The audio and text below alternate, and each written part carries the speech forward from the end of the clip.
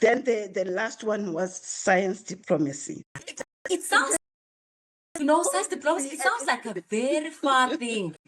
It sounds like It's not. Yeah. It's not. And sometimes you might be operating under science diplomacy without knowing, because one thing that is for sure, science is never working in isolation. Science is a language of truth. Science is never working in isolation. What do I mean by that? Yeah. When you look, for example, at the national level, you might be a practitioner of science and not aware of this, but there are items that shape the research that we focus on. For example, what are the national priorities? Yeah. What are the policies? What when you talk about regulation, but also for funding? Remember, the calls, they come out, and those calls have thematic areas. Yes.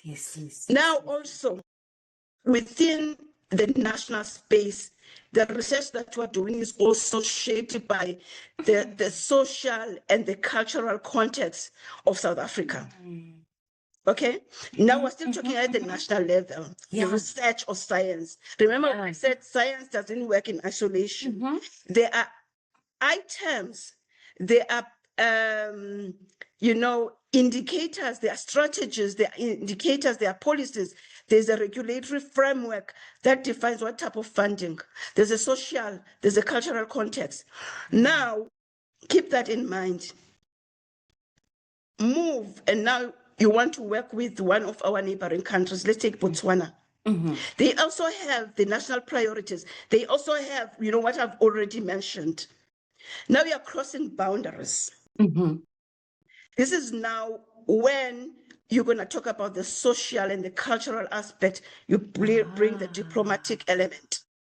We're still talking about science, but now you've crossed a border. They have their national priorities. They have their regulatory framework. They have their calls for funding on what to focus. They have the social, they have the cultural aspect. Now I want to work with a researcher. And because we are both scientists, we understand each other. Remember, science is a universal language. But we both operate within the social and the cultural context of our countries. That's where the diplomatic angle comes in. I hear you. When you spoke of Professor Nelana, we used to call him the speech. He was much ahead of me at UWC. So he was the chairperson of the postgraduate organization. It was under him that I actually learned to put myself out there and to serve. I just remember that now, that I owe that to him. When you spoke about that now, I just remembered.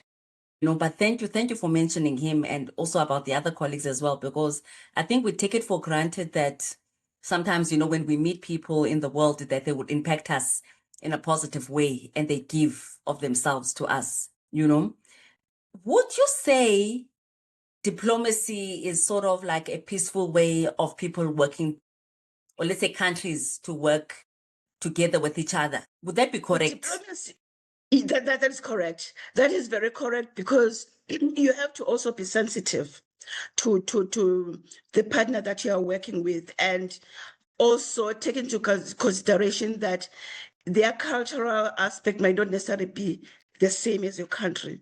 So you have to, so you are very correct the way you have summarized it.